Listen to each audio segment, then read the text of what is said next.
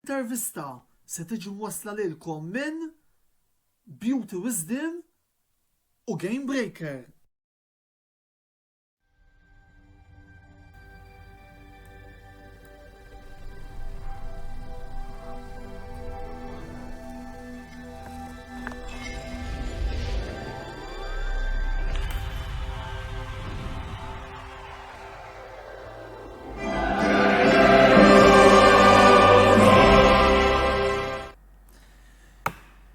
Antonello bena jisemmilkom u jagħtikom merħba l-65 episodju mis-sensiela l-intervista, it-tieni programm li l-Kamra Sportiva qed itella għal din il-ġimgħa minn dina il-sensiela appuntu. Illejla wkoll se nkunu qegħdin nittrattaw il-futbol Taljan, iżda wara l-intervista li għamilna nhar it-tlieta li għaddew lill-ex leġġendi ta' Napoli Antonio Caranante u Alessandro Renica. Issa li ma ninsiex ngħidilkom tistgħu taraw ukoll fuq l-istazzjon uffiċjali tagħna ta' YouTube, issa se nitkellmu fuq il-kampjonat tas Serie A 2021-22 illi Milan rebħu nhar il-ħadd li għadda għad 19-il darba fl-istorja tagħhom. Qabel xejn nibda billi fismi u fisem il-kumplament tat-tim tal-Kamra Sportiva nieħu l-okkażjoni biex nifraħ lil ħafna partitari Milanisti illi ninsab ċerti li qegħdin isegwu il-programm tal-lejla b'ħerqa kbira. Niġu issa għall-panel illi għandna l-lejla. Kif qegħdin taraw għandna żewġ partitarji, il-partitarju Milanist illi żgur m'għandu bżonn ta' ebda introduzzjoni kif ukoll is-supporter Juventin illi qiegħed jiddebutta fil-sensiela l-intervista għall-ewwel darba. Mela, għal-kamp ta' Milan għandna magħna lill-attur popolari wkoll li naħseb ġieli rajnieh fuq xi stazzjon televiżiv lokali jew inkella fuq il-palk, apparti wkoll li għandi l-unur ngħid li huwa wieħed mill-ikbar ħbieb li għandi qed nirreferi għal Clayton Zammit magħruf ukoll bħala ċ-ċomba. Min-naħa l-oħra jirrappreżenta l-kamp Juventin għandna lil Alejandro Bartolo li huwa d-direttur tal-marketing tal-Juventus Club Malta Vero Amore 1975 li nixtieq nilqa' hawnhekk fostna l-lejla. Passoltu nfakkarkom li kull min irid jgħid tiegħu fuq dak kollu illi qegħdin nitkellmu dwaru l-lejla, jew irid isaqsi xi domanda partikolari lil Clayton jew lil Alejandro jista' jagħmel dan fis-sezzjoni illi għandna apposta miftuħa għalikom ma' din ix-xandira. Infakrukom ukoll bħalissa hemm għaddejjin l-aħħar lejl tal-Kazoo Premier League Darts fejn bħalissa għandna logħba li diġà ntemmet dik bejn Johnny Clayton u Gary Anderson, b'Johnny Clayton jirbaħ in-rimonta 6-5 kontra l-Flying Scotsman u bħalissa wkoll hemm għaddejja l-logħba li tista' tiddetermina min se jikkwalifika l-playoffs ta' Berlin fit-13 ta' Ġunju li ġej dik bejn Joe Cullen u Peter Wright. Ovvjament dejjem segwu l-aġġornament li se nkunu qegħdin intellaw fuq il-programm tagħna as we go along jkunu għaddejjin il-lobiet. Qabel ma nibdew nitkellmu mal-mistednin tagħna, però nixtieq li niftħu l-programm tal-lejla biskeda li preparalna l-korrespondent tas-Serje A għal din il-paġna Wayne Mikallef fejn prattikament għallilna tiegħu fuq dan il-kampjonat illi Rossoneri li inċidentalment ukoll Wayne huwa partitarju tagħhom rebħu dan matul dan l-istaġun. Nisimgħu għaldaqstant l-iskeda ta' Wayne Mikallef. Selam lil kull min qed jara dan il-video tar-review tal-istaġun 2021-2022 tas-Serje A. Mill-bidu tal-istaġun kollox kienet jindika li ħajjerġa' ikollna ġlieda għall-ewwel post fil-kampjonat bejn Milan u Inter. Qabel ma beda l-istaġun xi wħud semmew il-Juventus, iżda sfortunatament għall-Juventini kellhom bidu tal-istaġun qiebes ħafna fejn wara l-ewwel 3 logħbiet kienu fiż-żona tar-relegazzjoni, iżda bil-mod il-mod irkupraw u rnexxielhom jispiċċaw fir-raba' post fil-klassifika. Ovvjament il-Juventini xtaqu li jisfidaw għat-titlu iżda xorta waħda rnexxielhom jirkupraw milli setaw. Mhux l-istess nistgħu ngħidu għal Milan li l-partitarji huma ferħanin immens naħseb. Jien wieħed minnhom u fl-10 snin li nara s-Serje A qatt ma rajt tim jilab daqshekk grinta u passjoni ta' skemm jlabu ir-Rossoneri dan l-istaġun. U verament il-players kien ħaqhom jirbħu dan il-kampjonat. Vera kien ħaqhom. Iżda għal min kull min huwa neutral, irid irringrazzja lill-Inter u lil-Napoli li verament għamlu taw minn kollox biex jippruvaw jirbħu is-Serje A. Sfortunatament lejn l-aħħar tal-istaġun il-Napoli bdew jaqgħu ftit lura. Iżda l-Inter baqgħu jisfidaw sal-aħħar logħba baqgħu jisfidaw għall-kampjonat. Kienet waħda mill-isbaħ battalji li qatt kien hawn fl-opinjoni tiegħi għall-isfida tal-kampjonat tas-Serje A. Min-naħa t'isfel tal-klassifika kellna wkoll ġdida interessanti għal min se jibqa' fis-Serje A istaġun li ġej. Meta tħares lejn il-bidu tal-istaġun,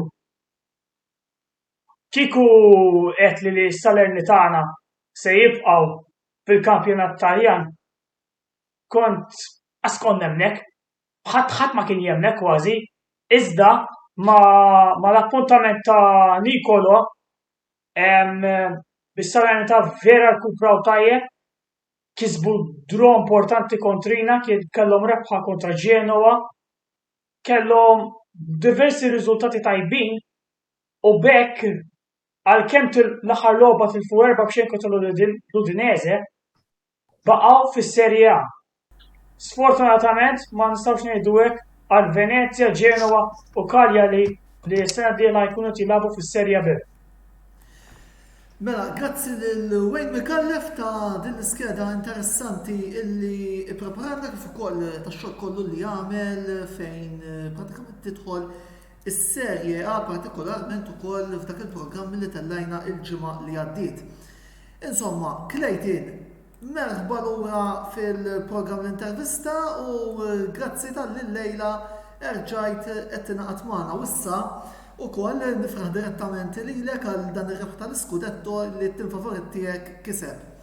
Sinċerament, però stennejt li Milan kienu ser isiru Champions din is-sena meta ħanejdu hekk il-pronostiku fil-bidu tal-istaġun kien iktar qed iqis timijiet oħrajn bħala l-favoriti primi li jirbħu l-kampjonat dis-sena.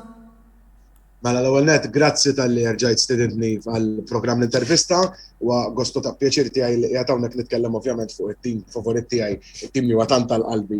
Il-kampjoni d'Italja x'issa nista' ngħidha fl-aħħar ta' Milan illi fl-aħħar wara 11 sena ġena kwistjana kampjonat, iva jien kont nemmen. U jien kont nemmen mill-bidu tal-kampjonat għal raġuni waħda, għax min ikun supporter veru dejjem jemmen fit-tim tiegħu. Jiena bniedem li meta Milan ġejna għal 10 post, xorta sena ta' wara tlaħammru aħjar. Qed nitkellem fuq l-istaġun 2014-2015 taħt Filippo Inzaghi li jiġi hu l-coach tas-sena ġittini, importanti ngħidu li ġittini, is-Sur Spjazza ġittini, ma nistax ma ngħidilux ovvjament, u l-ħafna bla bla bla li kellu jsir qabel kollu kellu jintbela lura, ma ġara ġej. Aħna konna ġejna t-tieni taħt Inzaghi u xorta bħajt nemmen li dan it-tim jistekku ħafna ħjar kif fil-verità sar ftit ta' żmien wara u llum fit-tmiem, fit-22 ta' Mejju eżattament tas-sena 2022 il-Milan sirna Champions tal-Italja. Jiena nemmen li b'mod meritat. Jiena nemmen li kull min jieħu l-ikdem ikun b'mod meritat. Għar-raġuni li kull l-aqwa tim ta' dik is-sena. Issa aħna meta tqis kollox mal-kbar tlifna logħba waħda biss ma' Napoli kulħadd jaf li kellna l-gowl ta' Kessi regolarment annullat għal offside minn mal-art ta' Olivier Giroud. Barra minn hekk kellna aktar każi ċari ta' VAR kontrina, ngħidu aħna Milan Spezia, il-gow ta' Messias li tħassar sempliċement għal fawl illi sar qabel allura l-logħba li tibqa' għaddejja u mbagħad spiċċejna tlifna ftit tal-minutu wara il-logħba kontra l-Udinese, il-gow ta' Udoji bidejh ċarissimu, forsi referi ma nafx però l-VAR għandha taraħ, video assistant referi qiegħed apposta. U kien hemm ħafna aktar affarijiet bħal ngħidu aħna mal-Fjorentina, Male, Ammonit, qabad il-ballun bidu, ċar, issima ma jitkeċċiex, Strakoxxa mal-Lazio, qabad il-ballun bidu, ma jitkeċċiex, penalti ċar fuq Leao, Milan Fjorentina, fawta Ikone fuq Leao, ma jingħatax. Penalti ċar ieħor fl-Lazio Milan fuq Bennacer, skużawni, fuq Bennacer, ma jingħatax laqqas, ma jimpurtax. Kollha ddew dawn l-affarijiet contro tutto, contro tutti il-Milan Kampjoni d'Italja in un modo meritato. Għattilek bit-Taljan biex ovvjament nibqa' fuq il-ħaġa kif kejja tkellimna bħala supporters ta' timi Italjani.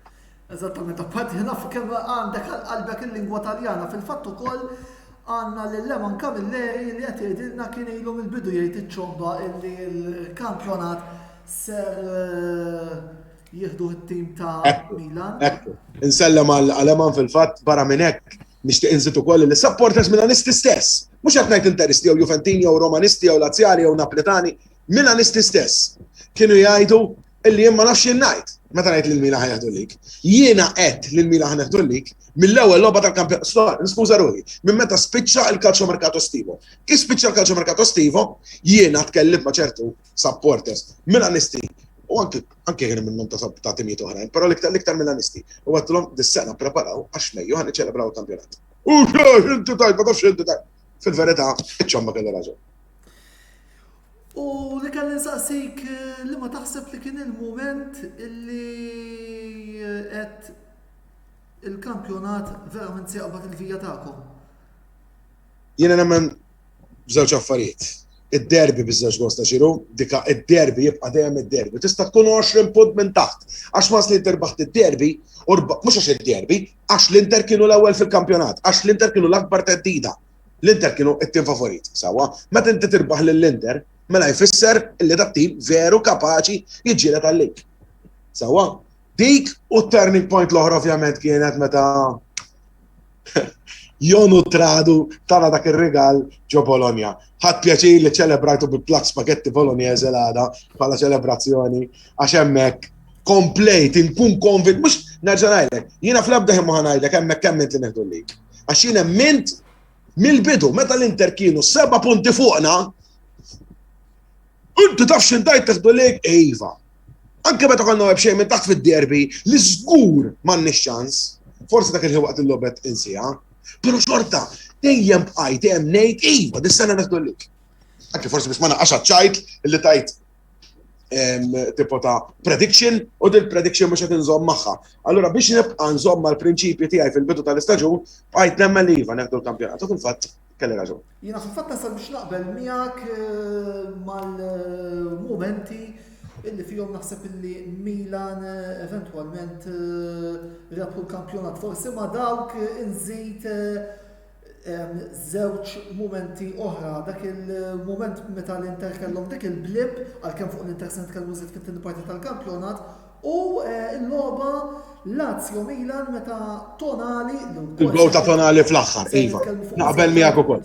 Naqbel miegħek ukoll. Dak il-gol fl-aħħar biss ejja ħalli ndaħlu naqra lil-mistieden ieħor magħna fuq biex nieħdu kollha il-kummenti minn għandu. Alejandro, grazzi tal-li l-lejla inaqat fostna u merħba lilek fil-programm l-intervista. Grazzi tal-istadin. Għall-ewwel darba wara 11 staġun, Juventus spiċċajtu s-sena bidejkom vojta. Dan żgur riżultat deludenti għalikom, biss xtaqt nisma' minn għandek x'taħseb li kienu raġunijiet għalfejn Juventus kellkom din id-disfatta. L-ewwel ħaġa nixtieq nirringrazzja lilek ovvjament Antonello u nodlok ħaj tal-istadina tal-li jagħtawnek il-lejla u ovvjament nifraħlik Lejtin u lill-Milanisti kollha ta' dan il-kampjonat. Jiena ħa ngħidlek Antonello, jiena nemmen li ma kienx hemm raġuni waħda li Juventus din is-sena spiċċajna bidejna f'idejna sewwa. Il-problemi jiena ngħidlek imorru lura 3 snin, imorru lura mill-aħħar staġun ta' Allegri sewwa. Dik iż-żena għalkemm ħadna l-lik, għalkemm ġrejna bil-lik, konna kienet l-ewwel sena ta' Ronaldo ma' Allegri. Għalkemm konna ġrejna bil-lik, il-prestazzjonijiet kienu deludenti ħafna, ġifieri, konna nirbħu bitqanzi ħalija jiena sewwa, il-lob ma kien xejn sabiħ. Ovvjament imbagħad nafu x'ġara coach ħażin wara ieħor, jiena kemm imbagħad meta ġie Sarri ġifieri qatt ma qbilt miegħu jiena ħsibt illi Sarri kien se jibdel l-istil tal-lob dan ma ġarax u spiċċajna nirġieri nitqansqu biex nirbħu l-lik. Pirlo mbagħad is-sena l-oħra ġie ħa żewġ tazzi. Sarri kien l-aħħar coach ħallik, però Pirlo ħa żewġ tazzi. Din is-sena jien naħseb illi kienet taħlita ta' 3 affarijiet jekk nista' niftaħ daqsxejn fuqhom. L-ewwel waħda il-mentalità ta' Allegri huwa kien qal li f'sentejn barra mill-logħba kien qatt jistudja l-logħob u kellu iktar filosofija moderna dan ma kien minnu xejn. Għax rajna l-istess tip ta' logħob, rajna l-istess logħob konservattiv, qassam lura jqassam fil-ġemp u jekk jiġik ċans il-qudiem ħudu dak il-futbol modern mhux qegħdin narawh u maħniex ħa narawh sakemm idhom Allegri hemm nemmen jien. It-tieni kienet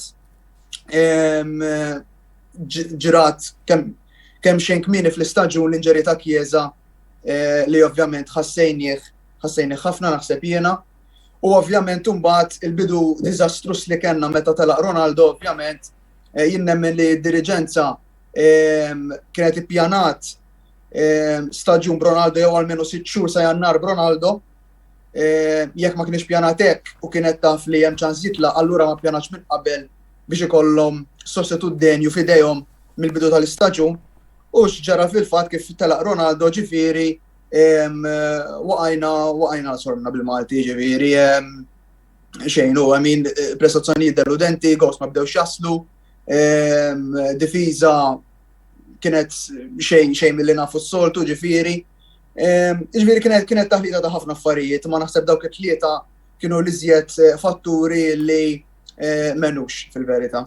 Biss ħalli nuħna spunt mill-kummenti li għaddejt inti għandu inti għat li l-problemi bdew addirittura mill-istaġun 18 biex biss tajb ngħidu li bit-tajja u l-ħażin kollu ma sarri irbaħtu l-kampjonat għalkemm ħafna jgħidu li kieku ma ġratx il-Covid forsi kienet tkun band oħra.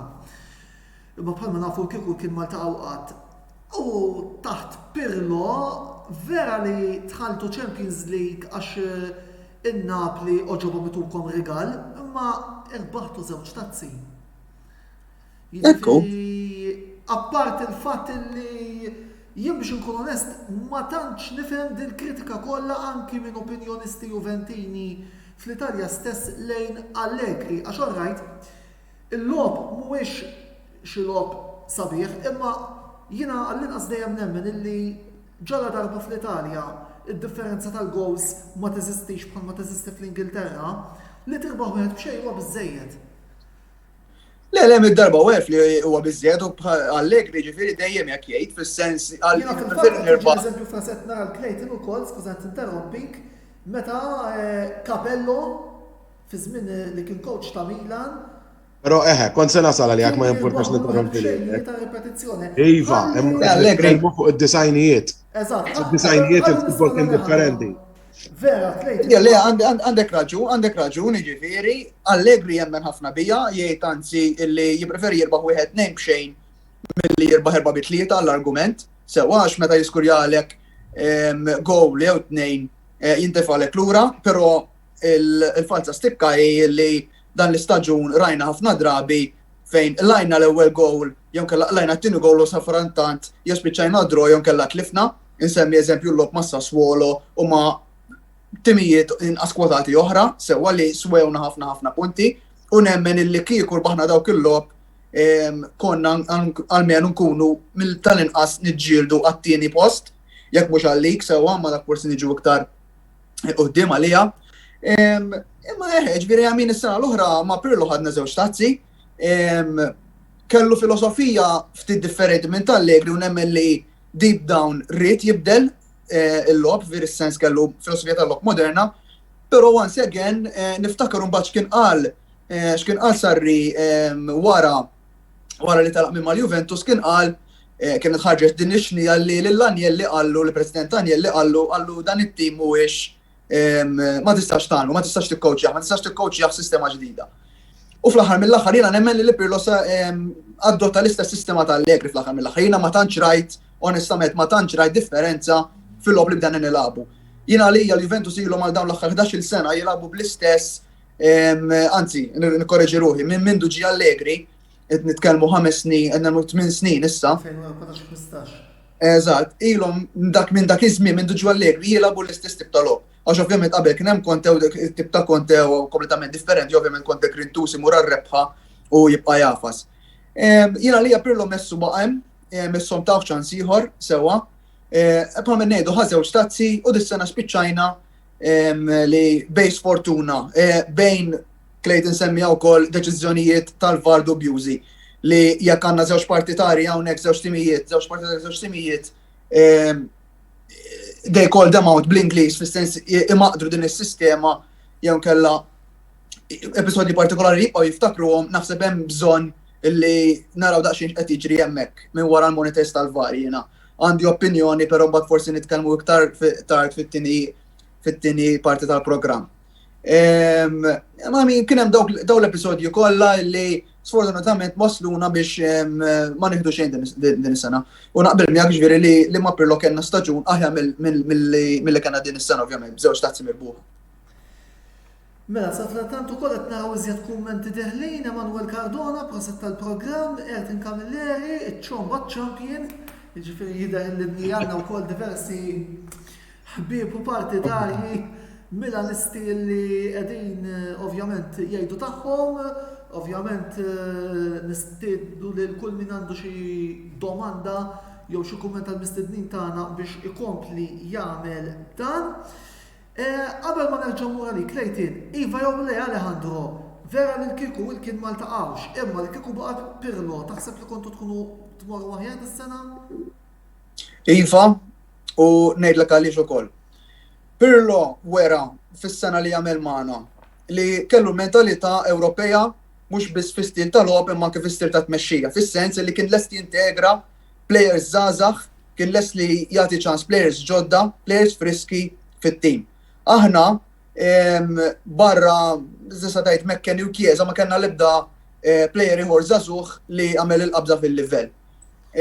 U dawn terġa' strajnihom u mhux telgħu. Jien nemmen li kieku kien hemm Pirlo din is-sena ma konniex nitfgħu fuq loan lil Fagioli, ma konniex nitfgħu loan fuq Rovell eżempju. Naħseb kien idaħħal dak iċ-ċertu element frisk u dik iċ-ċertu element ta' grinta ġdida fit-tim u kien ikollok iktar taħlita ta' esperjenza u żgħażagħ li naħseb kien ikollna riżultati ferm aħjar ngħidlek il-verità, fl-opinjoni tiegħi. Sewwa wisq, Clayton, Milan kelkom ħafna protagonisti fis-suċċess li ksibtu din is-sena, biss nixtieq insemmi isem illi fil-fema tiegħi kellu mertu kbir rebħ ta' dan il-kampjonat, qed nirreferi għal coach Stefano Pioli illi dan ħadem kontra kull kurrent anke meta dan kien jidher li ser jitkeċċa ftit ta' snin ilu sakemm finalment irnexxielu jirbaħ anki l-ewwel kampjonat bħala coach. X'kienu l-kwalitajiet fi Pioli illi għamlu appuntu din id-differenza matul dan l-istaġun? Mela, l-ewwel nett qabel inkomplu nixtieq inselli għal Ertin ukoll, grazzi tal-kummenti tiegħu wkoll. Nkompli billi ngħid fuq Pioli's on fire kif għandna il-koro aħna li nkantawlu mid-diska Freed from Desire inkantaw Pioli's on fire għal raġuni illi meta Stefano Pioli ġie mal-Milan kif qed tgħid inti stess jiena fil-bidu l-ewwel wieħed ma rittux. Min issa noqgħod ngħid la rittu, jiena ma rittux. Jiena meta ħadna lil Pioli dispeċini jiena rit li Spalletti u meta ħadna lil Pioli qed paspeċi għalfejn ġie dan coach li ma rebaħ imkien, coach li keċċi minn kull imkien, ma kontx kuntent. Però Pioli għamel ħaġa li mill-ewwel oxbitni. Eżempju, issa veru li m'għadux magħna, però Çalhanoğlu li kien il-plejer favorit tiegħi kien nerġa' ngħidha kien x'madux assolutament, però qabel kien bħalma taf inti jiena xogħol il-plejer tiegħu kull sena ma niddejjaqx ngħidha. Ma ħraqtux, kif Pioli ngħaddu ma ħraqtux, però qabad Çalhanoğlu tefa' fil-pożizzjoni tiegħu. ċo qed rekordista. Meta kien hemm Giampaolo, assista sejjaħlu coach Giampaolo, tefgħu l-ewwel reġista fejn qatt ma lab reġista. Dan tefgħu Udinese Milan l-ewwel logħba tal-kampjonat, tefgħu reġista pożizzjoni li ħaseb li ħajkun Pirlo ġdid fil-verità kien Pirlo aktar milli Pirlo. Giampaolo kien kellu l-laqam tal-maestro, qed ngħidlek maestroso, x'maestro, ma insomma. L-ar coach fl-istorja tal-Milan, ngħidu open, kont naħseb li Tabares, kont naħseb li bħal Tabares ma jerġax ikollna, però nammetti li Tabares ġiet tieni għaliex Giampaolo ħadlu postu bħala l-ikbar tronġa li qatt kellna fuq il-bank. Mbagħad kellna ovvjament sia Montella, sia Gattuso jilagħbuh f'left winger. Bniedem li huwa tqil, bniedem li huwa tattiku titfgħu mal-linja meta daqat ma jagħmel xejn mal-linja, kull ma kellu 6 xhur tajb. Pioli tafu trequartist. Barra minn hekk Pioli għamel biċċa xogħol. Ġamba ħaffu nerġa' nsemmih, prefera ilha per-Ricardo Rodriguez mister ilha mal-bowler u jħalli barra l-aqwa left back, wieħed mill-aqwa left back tad-dinja, jiġifieri Teo Hernandez, li kif ġie Pioli għallu left back fidejk. U Teo Hernandez taħt Pioli spiċċa titolarissimu, goal scorer, assist man, titolar ma' Franza li għandhom wieħed mill-aqwa timijiet fid-dinja. Kważi wieħed mill-aħjar, mhux l-aħjar difensur xellugi li għandna bħalissa fil-logħba. Fis-Serja nemmen li iva, ma nemmen li hemm ħadd aqwa minnu bħala difensur xellug. Għax hekk kien hemm plejer li jista' itih biċċa xogħol kien Alexandro li jista' jikkonferma li Alejandro naqqas ħafna fuq li naqqas. Għax ovvjament ħafna jilagħbu bid-difiża bit-tlieta. Mhux se nsemmi plejer bħal Perisic eżempju, għax mhuwiex difensur, mhux se nsemmi plejer bħal Spinazzola li jilagħba però xorta. Ir-Roma jilagħbu b'ħamsa fin-nofs, mela l-għana se bħala difensur. Jiġi nemmen li hu l-aqwa fis-Serja. Issa, fl-Ewropa ovvjament hemm Robertson tal-Liverpool, hemm Alfonso Davies tal-Bayern Munich li nemmen li huma l-aqwa tlieta, hemm anke Ferland Mendy. U anke Cancelo, Cancelo mas-City bħala difensur xellug jsejjer tajjeb ħafna. Nemmen li dak huma l-aqwa ħamsa fid-dinja. Barra minn hekk Pioli wkoll mexa b'umiltà kbira u meta il-Covid, għax għadek kif issemmiha inti qabel, illi pereżempju tal-Juventus tal-istaġun li semmejna ta' Sarri, kieku ma kienx il-Covid, l-istess ħaġa l-Milan, kieku ma kienx il-Covid, nfakkar illi għal minn ħaseb li pereżempju il-Milan xaw minn ħafna qal. Jekk il-Milan jieħdu lik dis-sena jkunu għamlu bħal Leicester. Mhux hekk, infakkar li kemm ilu li ġie Pioli mal-Milan, meta kien hemm Assolutament ma naqbilx magħha din li. Iva, però hawn ħafna minn qal. Hawn ħafna minn qal din. Infakkar illi mill-lockdown ta' Marzu 2020 il-Milan għamilna minn Marzu, Ġunju, għax kien hemm dak it-tliet xhur fi. Sa' 6 ta' Jannar tal-2021 bla telfa. L-ewwel telfa waslet propju kontra l-Juventus f'San Siro, sfortunatament fil-birthday tiegħi. Vera ħadd pjaċir kont ġifieri. Kienu tawna tlieta u kellna 7 players barra. Però Chiesa dakinhar iddeċieda li numra doppju. Għax għammel nobba kien tal-Beat Paolo Nasib Alejandro jista' jikkonferma dan. Minn hemmhekk il-Milan urejna li anki fl-istaġun ovvjament li qed isemmi 2020-2021 aħna ġejna tieni kontra l-Inter illi kienu bej Conte, bej Lukaku, bej Hakimi u bej anki Eriksen li ovvjament dis-sena ma kienux hemmhekk. L-Inter kienu qawwa ħafna akbar milli kienu dis-sena. U dak kollu mertu ta' Pioli. Għamel żbalji Pioli, għamel ċertu bidliet ma nifhimhomx. Però dan jien ngħidlek li it's a matter of luck ukoll. Għax da pereżempju jien għamlu mod. Pioli ddeċida li daħħal Ibrahimovic lok ġiru fl-aħħar 10 minuti Ibrahimovic jiskurjat nejn jrebbaħlek il-logħba. Però Pioli jaf jiddeċidi li flok idaħħal Libra pereżempju għalla li ġiru u jdaħħal Brahim Diaz. Għansemmi plejer li mhuwiex punta plejer li diżappuntani ħafna biex ngħidu hekk. Jidħol Brahim Diaz u jiskurjalu, jew inkella jfettillu, idaħħal li ġiru flok Ibrahimovic u nagħmlu gol. Għar ta' Pioli. Jien nemmen li tsemmetu flak ukoll, veru li. Alright, tgħid li ġiri l-coach lak biss, le, mhijiex il-fortuna u koll il-moħħ. Però Pioli jiena nemmen li qabad it-tim tal-Milan u qal ħa nagħmilhom familja. Jekk ninnutaw ħafna, jiena ma nafx kienu jagħmlu coaches oħra, ħanitkellem ovvjament fuq il-Milan. Fis minn il-lockdown nerġa' ngħid. Kuljum kien jagħmlu it-training fuq Zoom. Kuljum. Min ħin saħin, ma nafx kien jagħmlu timiet oħrajn. Għax jaftaj li mhux kulħadd kien jagħmilha, onestament ma nafx. Jien nitkellem fuq it-tim tiegħi. Kuljum kien jagħmlu meeting fuq Zoom. L-ewwel jagħmlu nofsija jitqu, litteralment jitqu u jsiru iktar familja, u mbagħad jagħmlu training ta' sija u nofsa tgħid kemm ikun twil, wara t-taħriġ jerġgħu jagħmlu nofsi oħrajn. Da kollu meta konna ovvjament bil-lockdown, kulħadd mid-dar tiegħu, kulħadd jagħmel it-taħriġ mid-dar tiegħu. Meta d-din u erġajna naqabna biex ikomplu l-kampjonat f'Ġunju, il-plejers ġew mill-ewwel motivati. U dik kienet xi ħaġa li Pioli ħaqqu l-mertu fuqha. Is-sena l-oħra tlifna il-kampjonat aħna f'Jannar u Frar. Jannar u Frar kienu diżastrużi. U nafu li t-timiet ta' Pioli batu minn ċertu affarijiet. Dis-sena Jannar u Frar konna ħafna ħjar. Xorta ma konniex tajja, għax kien hemm logħbiet fejn stajna morna ħjar. Bħal ngħidu aħna id-droma Salernitana. Dak kien xi ħaġa li onestament qed xorta naħdu lik. Hemmhekk kienet waħda milli għamilt id-domandi jekk neħdu xi għax li tiġi drom mas-Salernitana. Kull rispett lehom ġifieri, però ma tistax temmel li tgħidlik. Meta Salernitana kienu l-aħħar għadhom. Mhux kif qegħdin issa, kif għalqu l-kampjonat salvaw telfa ta' 4 b'xejn ma somma dik ħallija. Allura nibqa' nemmen li mbagħad dan it-tim wara li jitlef ma' Salernitana, li jiġi drom ma' Salernitana, jiġi jeleb ma' Napli, jeleb lil Napli, jeleb lill-Inter, jeleb lil Lazio, jeleb lil Roma, jeleb l-Atalanta li kien ilna 8 snin ma' nerpolhom San Siro, importanti ngħiduha.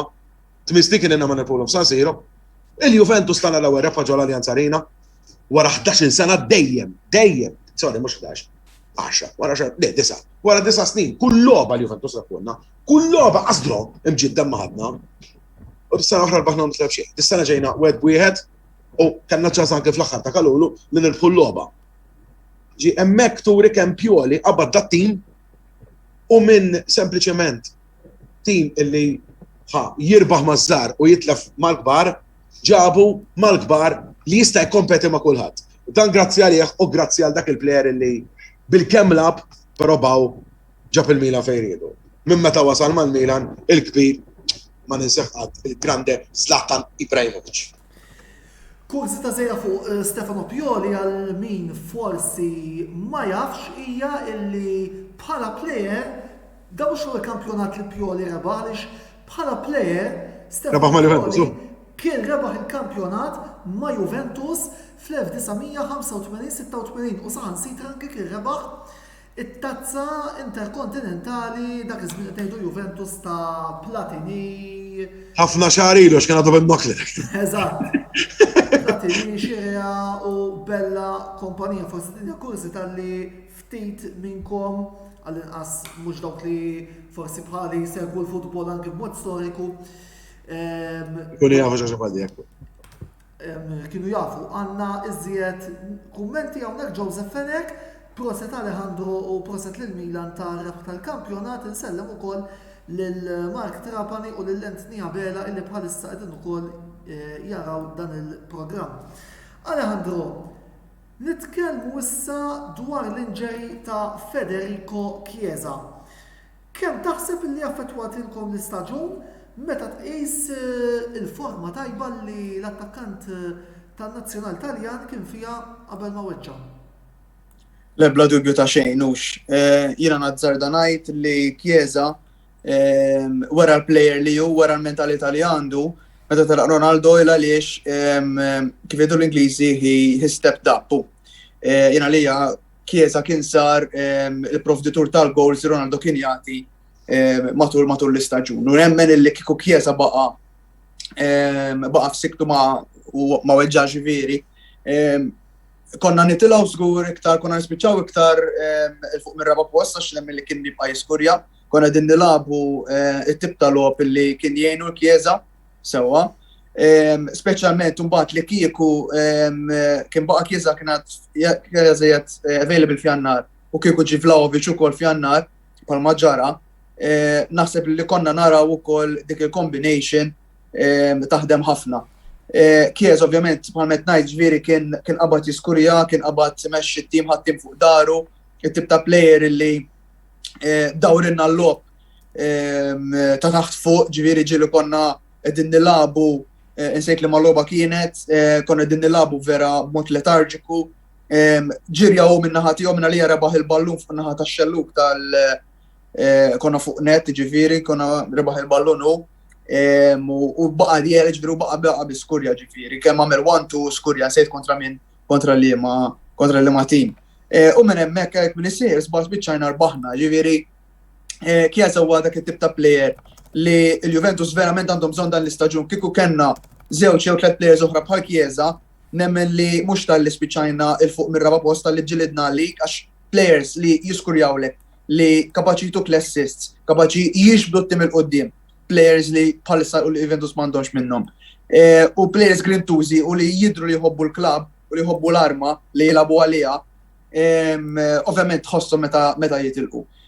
U jiena ninkwita wkoll issa li telaq Chiellini eżempju kif sa niblu Chiellini eżempju, però Chiesa ovvjament bla dubju ta' xejn kien il-motur wara tluq ta' Ronaldo, kien il-motur tal-goals, kien il-motur għalija, kien il-qalb tat-tim għax it-tim kien mibni madwaru at the stage. U bħalma saqsejtni inti ġifieri kien għaddej minn forma tajba ħafna u sfortunatament il-goals tiegħu u l-grinta tiegħu immissenjhom ħafna u sfortunatament f'Jannar id-diriġenza ma nexxi li xiġġib sostitut imqarar 6 xhur b'self, eżempju, ma nexxi nix insibu dak is-sostitut lanqas mill-iskwadra li kellna twal spiċċajna biha li dawk il-goals jaslu.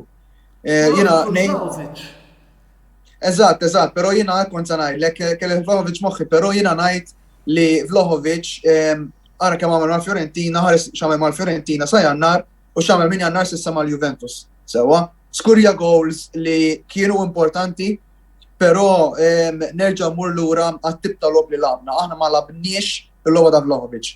Il-logħba ta' Vlahovic bħalma kull min jaf isegwi s-Serja A hija tieħ il-blalen, ittimaw il-blalen, sewwa għandu dik il-logħba li jagħmilek li ġirid wara d-difiża, jew ittieħ il-long balls li jilab target pen, eżempju biex imbagħad twaqqalek il-blalen u anke ġiri jiskurju ovvjament, kważi spiċċa Capoconiere Immobile biss kien hemm qablu b'xi żewġ goals jekk minister żball, aħna ma labniex għal Vlahovic. Nispera li fl-istaġun li jmiss bil-plejers u bl-akkwisti kollha li qegħdin jissemmew ikonna min lil Vlahovic ġita ma ovvjament u lil Chiesa wkoll nassuqu li ikun lest, nispera li jkun lest hemm kellak ma jkunx lest għall-bidu tal-istaġun jidħol ftit wara l-bidu tal-istaġun u ovvjament ikonna staġun aħjar staġun biżjed goals ideally. Grazzi lilek Alejandro, immorru issa l-waqfa qasira ta' reklami, id-dibattitu ikompli wara dawn.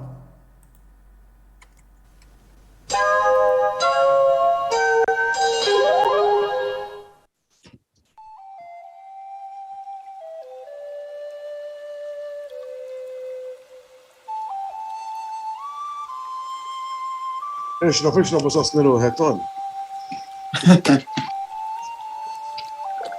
Għalla ġid fajtu fil-friza, insejt namel għedkis, għallora fajtu fil-friza. Rrid nġibu minn hemm issa.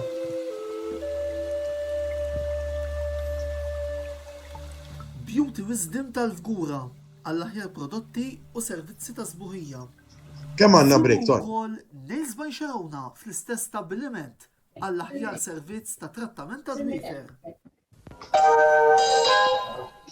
Iż-żmien tant mistenni mid-dilettanti tal-Formula 1 reġa' magħna. Għandkom iżommu l-Allegri għalihom. Iħabbar li qed jaċċetta ordnijiet tal-logħba F1 2022 għal Fimni din is-sena PlayStation 5 jara jekk ma jiġix Zidane ta' 65 għalija jien. Għalhekk approfittaw minn dan il-ċans min hemm li ħajibdilek it-tip tal-logħba li tilab. Minu semmu kun jom, ta' semmu kun jom. Diffiċli xitulek, pero le. Rocket jom daw joqodu ta' Vincenzo Italiano. 2022 Game Breaker. Jena at this point. Mux ħanajlek ta' qalbi mill. Xinu? Merħba l-ura t-tini parti tal-program l-intervista, il-produzzjoni ta' diskussjoni li l-Kamra Sportiva tella kull ġimgħa fejn il-lejla qegħdin nitkellmu fuq il-kampjonat tas-Serje A li Milan rebħu għad 19 darba fl-istorja tagħhom flimkien ma' Clayton Zammit li hu partitarju taċ-Champions il-ġodda u Alejandro Bartolo li huwa d-direttur tal-marketing tal-Juventus Club Malta Vero Amore. Nistednu wkoll il-kull min jixtieq jgħaddi xi kumment jew għandu xi domanda lil mistednin tagħna li jagħmel dan appuntu fis-sezzjoni illi għandna miftuħa għal dan il-programm. Bħalissa wkoll ntukom naqra aġġornamenti x'inhu jiġri wkoll fil-Premier League Darts illum għandna l-aħħar lejl fejn il-ġlieda għall playoffs nistgħu ngħidu hekk hija kważi definita. Johnny Clayton li diġà għandu postu ċert mill-ewwel post tal-playoffs rebaħ 6-5 l-konfront tal-kwarti tal-finali kontra Gary Anderson. Joe Cullen jeleb liċ-champion tad-dinja Peter Wright u hekk anke qed fil-grafika wkoll Cullen huwa ċert minn post fil-playoffs ta' Berlin li se jkollna fit-13 ta' Ġunju li ġej. Michael Van Gerwen jitlef 6-4 kontra Michael Smith. U issa Michael Smith appuntu qed jistenna lil James Wade jew lil Gerwin Price biex ikun jaf ukoll kontra min ser jilab il-semifinali tiegħu. Il-semifinali l-oħra se tkun dik bejn Clayton appuntu u Cullen. Nixtieq issa illi niftħu it-tieni parti tal-programm billi nitkellmu fuq it-tim ta' Inter. Tajjeb illi nagħmlu wkoll proċessazzjoni żgħira, provajna nġibu rappreżentant mill-kamp interista biss sfortunatament minkejja l-isforzi kollha li provajna nagħmlu ma rnexxilna nsibu lil ħadd li ma kien disponibbli biex jiġi jgħid tiegħu fuq it-tim ta' Simone Inzaghi. Biss ħalli noħu naqra round ukoll minant il-panel fuq l-istaġun ta' Nerazzurri jekk ma jimpurtax. Il-parti tal-interesti huma maqsumin fi tnejn. Għandek grupp illi qed jgħid irbaħna l-Koppa Italja, irbaħna s-Superkoppa Taljana, ħadni huma tnejn fuq Juventus għal daqstant nistgħu nikkuntentaw bekk għal din is-sena. U mbagħad hemm oħrajn li qed jgħidu veru irbaħna dawn, iżda mhux biżżejjed għaliex wara kollox aħna l-antana dis-sena kienet tinistilla. Bħala rivali tal-Inter, intom ma liema minn dawn iż-żewġ skejjel taħsieb taqblu. Ma nafx minn minnkom irid jibda. ħanajdlek Antonello. Tibdinti Alejandro. Iwa, jiena minix ħanikontradixxi li l-nifsi, jiena bħal ma semmejna qabel, is-sena l-oħra, Pirlo rebaħ żewġ tazzi. Sewa, jiena għalija li tirbaħ żewġ tazzi, ikunu x'ikunu t-tazzi, issa niġi aktar tard għalik, imma jkunu x'ikunu t-tazzi ma tistax tqis staġun bħala falliment. Sewa, jiena personali s-sena l-oħra eżempju l-10 ligin fila rittu. Sewa, għax kienet sabiħa, tiħu 10 ligin fila sabiħa. Pero ovvjament il-fat li ħaduh l-Inter s-sena l-oħra l-lig u aħna ħadna l-Koppa Italja u s-Superkoppa. Sewa, xorta ħad pjaċir ngħid li sħabi jiddaristi u anka l-partitari oħra ġifieri li anka meta l-Inter ħadu l-lig, ġifieri s-sena l-oħra, aħna ħadna żewġ tazzi u kellna jiena li hija suċċess li staġun suċċess ta' suċċess iżjed mill-Inter għax ħadna tazzi iżjed minnhom. Sewa, jiena li hija żewġ tazzi qatt ma jista' jkun jitqies bħala staġun fallimentari, tgħid li daw ridu bħalma saqsejt inti ridu l-20 ligu ridu t-tieni stilla. Jiena naħseb li ġej ċiklu fil-futbol Taljan li bil-players li nemmen li Juventus ġaħ jġibu dan is-sajf, ħankun qegħdin niġġieldu għalik sewa u għalhekk nemmen illi ġej ċiklu fil-futbol Taljan ġejjin dawk il-5 snin, 10 snin fejn il-lig sa jinqasmu bejn il-Juventus, l-Inter u il-Milan. Jiena hekk nemmen. Jiġifieri jien nemmen li f'dawn il-5 snin, fl-10 snin li ġejjin, il-Milan u l-Inter żgur li ħajkun qegħdin jieħdu dik it-tieni stilla, ħajkun qegħdin waħdu dik it-tieni stilla. Jiġifieri le ma nemmenx li kien staġun delidenti xejn għat-tim Interist, anzi jiġifieri inħobb nirreferi għal frażi jiena Allegri ma joġobnix tattikament, però il-mentalità tiegħu fejn tidħol imbagħad ir-rep u fejn jidħol il-psikoloġija tal-futbol joġobni ħafna. U nibqa' niftakar xi kwotazzjonijiet li qal. U Allegri jħobb juża ħafna il-frażi li tirbaħ hija xi ħaġa straordinarja. U tirbaħ mhux qed ngħid tirbaħ logħba ġifieri, tirbaħ qed ngħid wara staġun sħiħ tagħmel staġun sħiħ tirbaħ biex imbagħad fl-aħħar mill-aħħar tieħu tazza. Allegri jgħid li hija xi ħaġa straordinarja min jirbaħ. Sewwa, jiġifieri le ma nemmenx ovvjament għax biex vera tirbaħ tazza trid tkun l-aqwa fil-tournament f'dal-każ tal-Koppa Italja u trid tkun l-aqwa on the pitch on the night tas Supercop eżempju. U inserta illi għalkemm l-Inter din is-sena kienu għalija u naħseb ma nafx klejtin jaqbilx miegħi, għalkemm l-Inter kienu l-aqwa tim fuq il-karta, il-Milan kien l-iktar tim li wera, grinta li wera dik id-drive, wera dik il-konsistenza li ovvjament kellhom kien ħaqhom jirbħu l-lig. Jiena fil-fatt ukoll Alejandro ma nagħti l-mikrofonu l-klejtin nżid illi meta ġew il-mument tas-siwno dik il-famuża logħba mal-Bologna 4 ijiem wara ir-rebħa ta' Milan kontra Lazio l-Inter ma għamux għall-okkażjoni. Klejtin, l-opinjoni tiegħek fuq daw iż-żewġ tiskejjel taħsib li hemm fost il-parti ta' Interisti? Mela, jiena naqbel ma l-aħħar biċċa għal Alejandro li l-Inter kienu l-aktar tim favorit. Palma diġatta bażikament, però l-Milan kienu aktar konsistenti iva, naqbel. Però le, ma nistax naqbel ma li qed jgħid li Alejandro tipo tirbaħ żewġ tazzi matux il-kampjonat, meta l-objettiv kien it-tieni stilla huwa biżejjed. U ħanajt għalfejn. L-Inter kif qed ngħidu kienu l-iktar favoriti. L-Juventus sena l-oħra ma kinux favoriti li l-kampjonat. Hemm differenza, l-Juventus kienu għadin fit-tmiem ta' ċiklu. Kif jien nemmel li bħalissa l-Juventus għandhom bżonn dawk is-sentejn tlieta ta' tranzizzjoni. U jerġgħu jibdew jiġġieldu għalik. Plejers ġejjin biex bħal Vlahovic eżempju, bħal Chiesa huma kollha plejers żgħar li għandhom futur kbir u li diġà llum huma players importanti mezzu. Jien nemmel il-qudiem ħajkunu cracks. Però nemmel li fil-verità pereżempju kif qal tajjeb Alejandro kelli huwa diffiċli ħafna biex tirreprezja. Issa kopli fuq il- Fuq Chiellini ħanitkellmu żjed tard fil-fatt. Fuq l-Inter, ħankomplu fuq l-Inter. Jiena meta, alright, l-Inter nemmel li dis-sena ma kellhomx it-tim tas-sena l-oħra kif ġew semmejt Lukaku, Dzeko. Onestament, plejer tajjeb, però ma tistax tqablu ma l-istaġun li jagħmel Romelu Lukaku s-sena l-oħra Dumfries. Kien plejer tajjeb da season, però mhuwiex Achraf Hakimi. Çalhanoğlu Eriksen nemmel li fil-verità l-Inter marru tajjeb biex ma jellekx mar waħjar. Għax huwa plejer importantissimu, it-Tork. Plejer, raġel mhuwiex però plejer iva. Rigward mbagħad ovvjament il-coach nemmel li naqsu ħafna. Min Antonio Conte għal Simone Inzaghi, minix ngħid li Simone Inzaghi mhuwiex coach, però għamel żbalji kbar ħafna. Ħafna. Per eżempju, insejt li ma partita kienet għala iż-żewġ attakkanti, ġowe Lautaro u minna li Dzeko jew Sanchez minn kien hemm u daħħal attakkant it-Tuku Korrea u midfielder. Ma sax tifhem għax qed tirbaħ logħba gowl wieħed, tgħidlix minn kien dak għal wieled disappointers interesting. Tgħidlix timma logħba kienet, però qed tirbaħ gowl wieħed, ma sax tagħmel dawn l-affarijiet. Darba oħra mill-Apjoli u l-istess, spiċċa ħinaqlajna d-drog. Imbagħad fl-aħħar reġa' ra kif għamel daħħal żewġ strikers, imma no l-affarijiet ma jsirux. U jiena lek nibqa' ngħid pereżempju Allegri m'għandux postu mal-Juventus sena d għax il-futbol tiegħu m'għadux li. Issa, nerġgħu mmorru fuq l-Inter.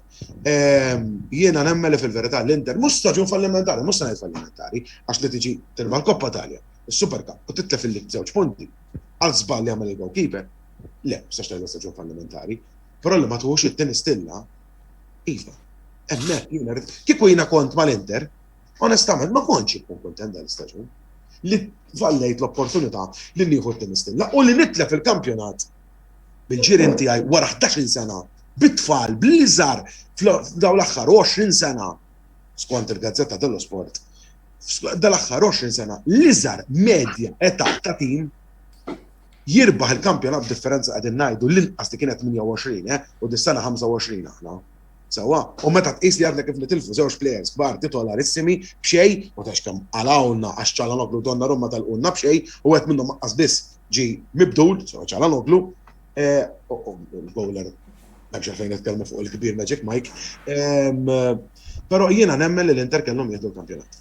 Jiena fil-fatt. Pjaċir li ma ħadux, ovvjament, għax ħadni ħaħna, però xort ovvjament jien nemmel li l-Inter kellhom jieħdu. Jiena fil-fatt l-istaġun tal-Inter se nkunu ara spunt żgħir mill-Formula 1 għaliex naħseb il-tmiem tal-istaġun tal-Inter sa ċertu punt kien paragonat ma' dak it-tim illi il-Koppa Italja u Superkoppa Italjana isu rebaħ it-tazzi tal-kostrutturi, palma eżempju ġara bil-Mercedes is-sena li għaddiet biex tieħdu eżempju mill-Formula 1. Kien kellek fuq supporter tal-Mercedes u tgħidlu proset irbaħt il-kampjonat tal-kostrutturi jgħidlek dabbar, jiena rrid il-kampjonat tas-sewwieqa.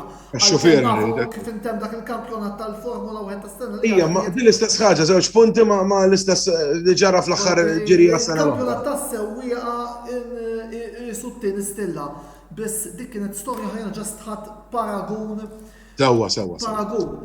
Temiħu nishtaqt nitkellem fuqu u din id-darba semmor fin-naħa l-oħra tal-klassifika semmiħu kol Wayne Mikallef fl-iskeda tiegħu. Issa leħni tagħna li dawn filli l-aħħar raġeb kulħadd għatalhom qalbhom filli Davide Nicola għamel ran li permezz tagħha wkoll kontra kull mistenni ħanajdu hekk irnexxielhom isalvaw u jibatu l-karjeri fis-Serje B. Ġelva Venezia fil-ferma tiegħi naħseb illi kellhom jaw speċjalment Ġelva li kull ma rebħu l-miżerja żewġ logħbiet tlieta ma tistax issalva u tieħbad 3 logħbiet fil-kampjonat, imma is-Salernitana l-aħwa. Naħseb illi għandna nieħdu nofs minuta fuqhom qabel ma nwieġbu wkoll kumment li għandna li għadu kemm taħli nissa. Ara, sorry, ma tkellim bien Alejandro. Le, go ahead, no problem. Ara, jiena li ħanajt fuq is-Salernitana sewwa meta f'Diċembru, Jannar. Daw imbijaw qabel kien hemm it-tmexxija ta' qabel li kienet għand Lotito, ma kienx għand Lotito għax ma fhimx eżatt x'kienet jiġri. Għax ir-regolament kien li Ma jistax ikollok żewġ ma klabs. jistax ikollok klabs fidejh allura isu Onestament, però jekk tgħid li min kien il-patron ta' Salernitana jekk ma nafx. Lotito ħalla fidej caretaker u mbagħad ovvjament. Eżatt. Daw addirittura kienu f'punt fejn Kienu kważi fallew. setgħu jirtira kienu ħajtkeċċew mill-kampjonat f'Diċembru. Żgur. Daw kienu letteralment kif qegħdin ngħidu fallew kważi tista' tgħid. Taħt it-tmexxija ta' Lotito u caretaker insomma kien hemm min kien hemm. Ma kienx qed tmexxija. Ġew letteralment jaqgħu u jqumu mit-tim qegħdin hemm għax qegħdin hemm, jagħmlu staġun, jaqgħu u jerġgħu jibdew kollox mis-serje B biex ma ngħid serje G. Li kieku baqgħu kif kienu l-affarijiet, għax kienu jidhru ċar daqs il-kristall ma għaxux il-players, eċetera, eċetera. F'daqqa waħda ġi Jervolino, mhux se żball, Jervolino, x'hekk jaħe Jervolino. Ġi Jervolino illi ħadd mexxija tat-tim fidejh, neħħa l-Kastori, ġab lil Nikola u għamlu ma nafx kemm l-akkwist li ġib players bħal Perotti. Diġà kien hemm Ribéry li ngħaddi sissa ma nistax nifhem kif aċċetta li jmur ma' Salernitana meta kien hemm timijiet bħal Verona interessati fih ma. Issa insomma.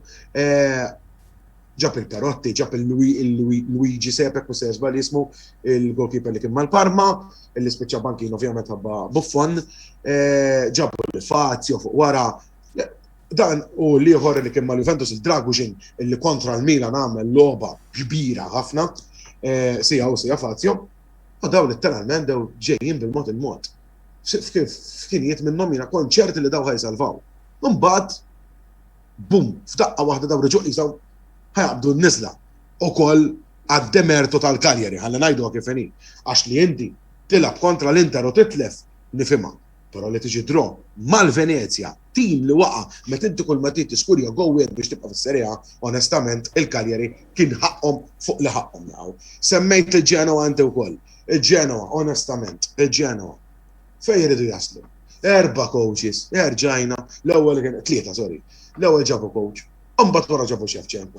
Shevchenko l-ewwel riduh, mara li tela Shevchenko qalu għamilna l-ikbar żball, tiġix diskors. Dan mhux diskors tajdu fil-medja. Iżomma malik dawn l-affarijiet. Players jixtru kemm 15, jerġa' jiġi għandna rixxu 6 oħra. M'hemmx. Jekk inti tara it-tim tal-Ġenwa dal-aħħar 5 snin, issib li players labu ma' Ġenwa hemm kemm 50. Ejjem jixtru jew jieħdu loans minn klabs kbar jew minn klabs żgħar. Imma m'hemmx solidità tat-tim. M'hemmx dawk il-players jilagħbu għall-qalb. Tipo wieħed hemm Krixxiro li jasbalja dak il-penalti ma' Sampdoria beka. L-oħrajn min jilagħab għall-flok mal-Ġenwa? Min? Il-ovvja li ħajqgħu. Il-Venezia bdew tajjeb, però in the long run jew ma kellhomx flus biżżejjed biex jibqgħu fis-Serie A, jew sempliċement daw il-players li kienu qegħdin jagħmlu l-kampjonat tagħhom kienu overvaluated u fil-verità x'imbeda d-dejżmien kulħadd induna li l-Venezia ma kinux dak il-klabb illi ħasbu li jkun ovvjament wara. Però biex nerġgħu lura fuq is-Salernitana, jiena li Salernitana ħaqqu kull applaws, tanto di kappellu biex ngħidu hekk, għas-Salernitana għax daw filli qed l-aħħar fis-Serie A u fil-ispiċċaw salvaw, alla folja telfa kera ħafna, ma' tim li diġà salva, ma' tim li m'għandux għal xiex jilgħab, li titlef 4 b'xejn. Home, ġodarhom eżatt, titlef 4 b'xejn f'darek kontra tim letteralment li dan m'għandux għalfejn jilgħab fil-kampjonat hija kera ħafna. Però xorta daw ħaqhom kullu. Se jagħmlu sena diela ma nafx. L-ispeċja kulħadd ħaseb li dis-sena kienu ħajqgħu.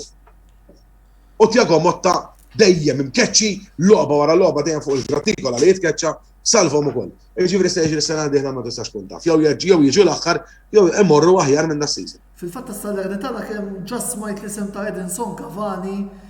Iva, irriduh. Li kien imsemmi. Mela, għax ukoll il-ħinijiet jafas Alejandro ħalli naqra lek naqra messaġġ li bagħat Jurgen Bonnici. Għalkemm jien ma tantx naqbel miegħu ħankunu ċari minn issa. Hemm bżonn għal kompetizzjoni fil-futbol Taljan għax meta mmorru għall-Ewropa jidher ir-riżultat tal-livell tal-futbol Taljan kemm naqas. Veru li forsi l-livell naqas, imma ejja ma ninsewx illi l-bieraħ alright, il-Conference League imma hija xorta tazza Ewropea li illum rajni għaddur ġewwa Ruma, voldiri ma nafx jien personalment naqbel u ma naqbilx ma dal-kumment, imma ħana naqra inti għalli għandu se tgħidli. Ħana għidlek.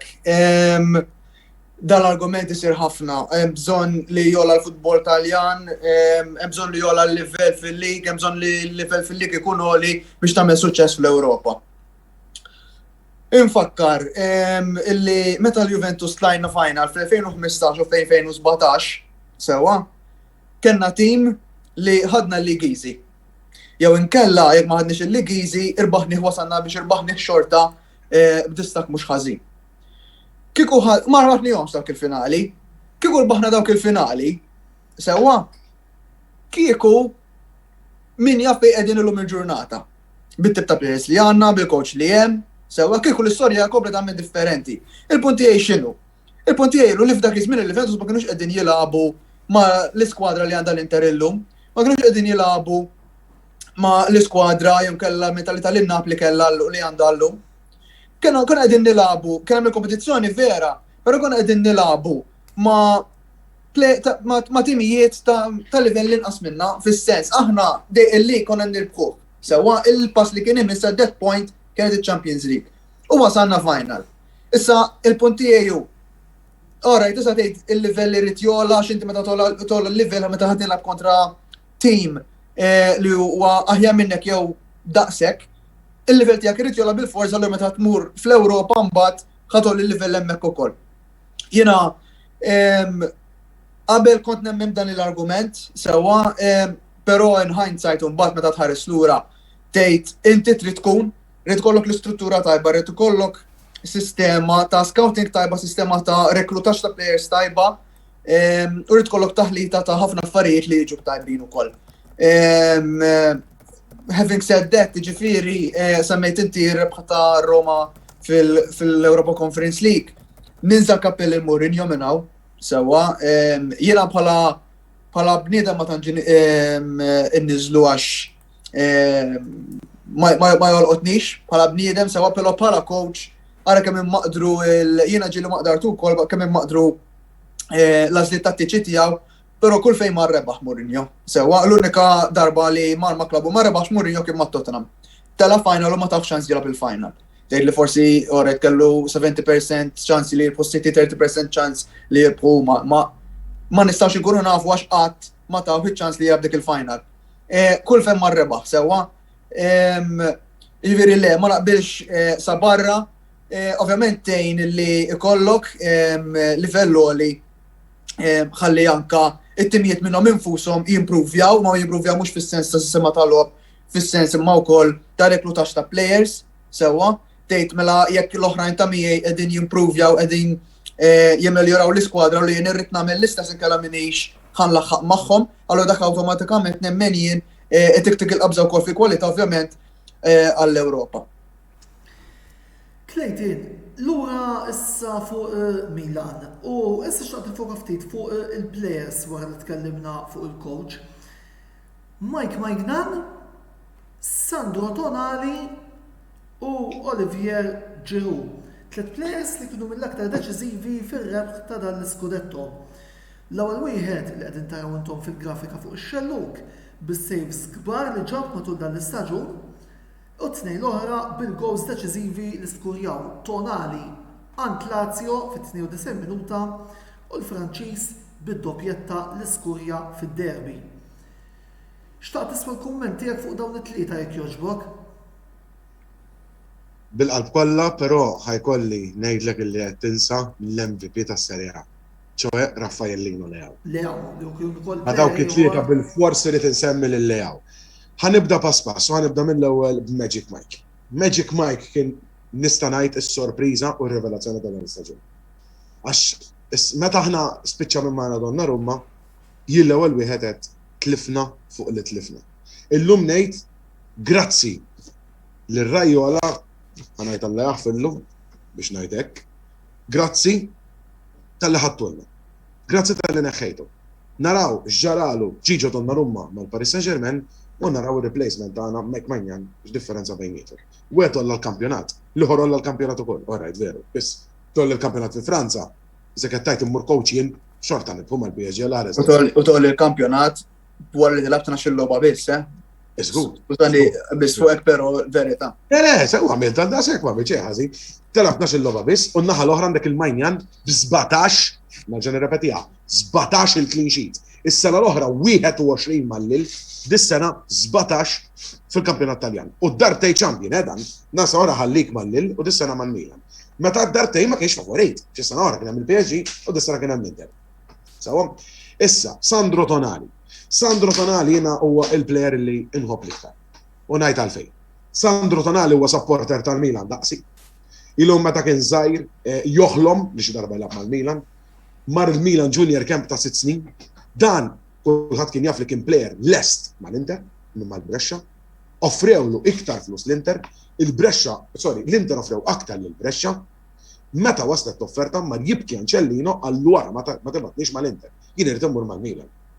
Dis-sena, minħabba l-istaġun sena l-oħra li ma kienx laqsek tajjeb tiegħu, kulħadd nesa li kellu 19 sena dan, 20 insomma, u li ddeċida li jnaqqas mill-paga tiegħu stess ma kienx xi paga ta' 12 miljun imma kellu biss 1.7 million u naqqas għal 1.3 biex jibqa' mal-Milan u il-Milan Maldini li huwa ġenju ieħor, ma semmux il-Maldini u l-Massara żewġ ġenji kbar li għamlu dan it-tim. Iddeċidew li inaqsu anka mill-flus li kellhom jagħtu lill-Brescia u Tonali żammuh mal-Milan. Dak it-tieni wieħed immorru għal Olivier Giroud. Olivier Giroud ġie mal-Milan ħallasna miljun biss liċ-Chelsea għax l-Ingilterra xi ħaġa li jintu ġobni immens illi meta plejer ikun ħajspiċċaw il-kuntratt jekk jilgħab ammont tal-lob, il-klabb għandu dritt iġeddidlu għal sena oħra u l-plejer ma jista' xejn. Dik toġobni immens għandhom jibdew anke l-Italja. Bir-rispett kollu. Issa pereżempju Juventus dis-sena. 6 plejers kellhom bla kuntratt. Bħal pereżempju Dybala ddeċida li ma jibqax. Kont inġeddidlu b'sena, issa ħalli forsi naf indaħħal 15 miljun minn transfer mhux xejn. Imma insomma dik hija xi ħaġa li ma tnitlu fuqha fil-każ. Olivier Giroud ġibnieh b'miljun. Jien onestament ma kontx kuntent. Mhux għamet li kuntent, ma kontx kuntent. Jien ġibna plejer ta' 35 sena, plejer li past his best, ma joġobnix il-mod tiegħu kif jilab, biss nammetti li l-ewwel logħba rajtu Mar Cagliari u rajt il-logħba tiegħu fl-Italja qatt naħseb li dal-plejer ħajkun importanti għal Milan. Mhux importanti daqshekk li tina. Iż-żewġ gols fid-derbi, gowl ieħor illi kieku ma kienx hu li ma Tonali skura it-2 però ma Lazio skura l-ewwel gowl. Żewġ gows ma Sassuolo fl-aħħar logħba u gowl ma' Napoli li fisser 3 punti oħra. Daw kollha gows li skorja Olivier Giroud. Gowl ieħor ma' Roma, Giroud skorja kważi mal-kbar kollha. Mal-Juventus kien jasu, kien idur il-kbar kollha, letteralment. U mbagħad ovvjament nagħlqu bil-kbir tal-kbar Rafael Leao. Rafael Leao qabel ma ġie Zlatan Ibrahimovic kien dak it-tip ta' plejer li tikloba u għaxxeleh. Kien hemm anke żmien fejn Juventus daħlu għalih u ċertu supporters mill-għan isteqalu ejwa nbidluh ma nafx insejthom jarqux Bernardeschi jekk mhux se jeżbal. U jien għattilhom ma nafx jekk hux qed titilfu moħħkom jew xi ħaġa ta'. Mhux għax Bernardeschi nġibhom mal-Milan pereżempju dis-sena fuq il-bank mhux b'xejn. Le ma jtaqnix onestament. Jiena fuq Bernardeschi għandi opinjoni differenti, naħseb illi ma kienx qed jilgħab fil-pożizzjoni Iva, naqbel miegħek. Naqbel. Kien jilgħab għax Bernardeschi huwa winger lemini imma għal xi raġuni Juventus kienu jilgħbu wara l-ponot. Naqbel miegħek. Insomma, fuq Leao Ibra qabad ħadu taħt il-kappa tiegħu għallu se nofsibek jien. U bil-mod il-mod Leao beda dejjem jitjieb. Is-sena l-oħra kellu problema kienet il-kontinwità. Itik xarej tajbin kif pereżempju kien Lautaro Martinez dis-sena biex nitkellmu hekk. Itik xarej tajbin u xaru nofs xarej fejn tibda tajt dan huwa l-istess plejer u literalment jitlef postu. Din is-sena Ante Rebic li ma' klabb oħra ikun titolar ma setax assolutament jilgħab. Għax Leao devastanti, literalment, speċjalment. Konsistenti wkoll. Speċjalment fis-sena 2022. Is-sena l-oħra sa Diċembru ma kienx ħażin, però ma kienx devastanti. Min jannallem mill-logħba ma' Roma Leo sar plejer differenti. Isu daħħal dik il-mentalità f'moħħu li jisma' jiena iva, jiena kapaċi. U plastika l-oġġet ieħor. Jaqbes plejer jitbissem. Qed jieħu pjaċir jilgħab, isu Ronaldinho. Jaqbes plejer u jitbissimlu. Jitbissimlu mhux biex iwaqqgħu għaċċajt, jitbissem għax ħoga bonito, qed jieħu pjaċir jilgħab. Mhux qabes plejer u tipo isut jagħmel xi bil-fors, le skur jaħab pjaċir, jekk ta' assist faraħ mal-plejer, u dik hemmhekk turi. Kemm dan qed jilgħab letteralment tal-qalbu mat-tim. Dawk l-erba' u magħhom ħanżejt il-Teo Hernandez. Teo Hernandez issa ovvjament mhux plejer li qed ngħid da minnu. Huwa plejer li diġà semmejtu qabel, strumentali ħafna, jilgħab b'mod li diffiċli biex isib plejer bħalu li jaqbad ballum wara u jaqbeż il kulħadd bħal mamma mal-Atalanta għalkemm ċertu supporters interisti ġew jgħidu li ħallew jgħaddim. Ma jimpurtax, kulħadd għandu dritt jgħid li jrid. Ukoll Mhux neċessarjament naqbel magħhom jiena għalfejn. Le, mhux qed ngħidlek li inti. Le, ma biex nkunu ċari. It-tali jew il-dak jew ieħor, jiena qed ngħid sempliċement diskors li rajt jien miktuba fuq. Le, anki jien rajtu fil-fatt, għandi. Dan bażikament Teo Hernandez huwa plejer li naħseb li mawx l-istil tal-logħba li jilagħbu. Li jaqbaddek ballum minn wara.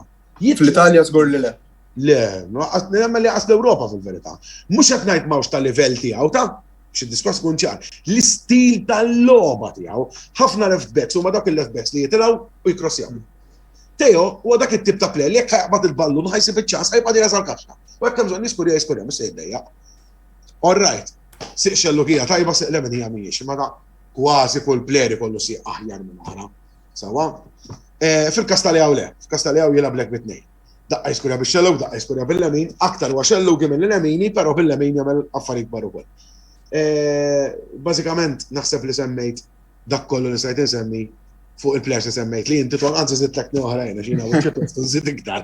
Le, fimni, ovvjament aħna bad ridna nażlu meta konna tinħejju wkoll il-programm l-iktar ħadd ngħid tlieta li ħassejna illi huma. Mela biex miegħek però li ma kienx hemm lejaw. Deċiżivi fuq lejaw u mbagħad ukoll.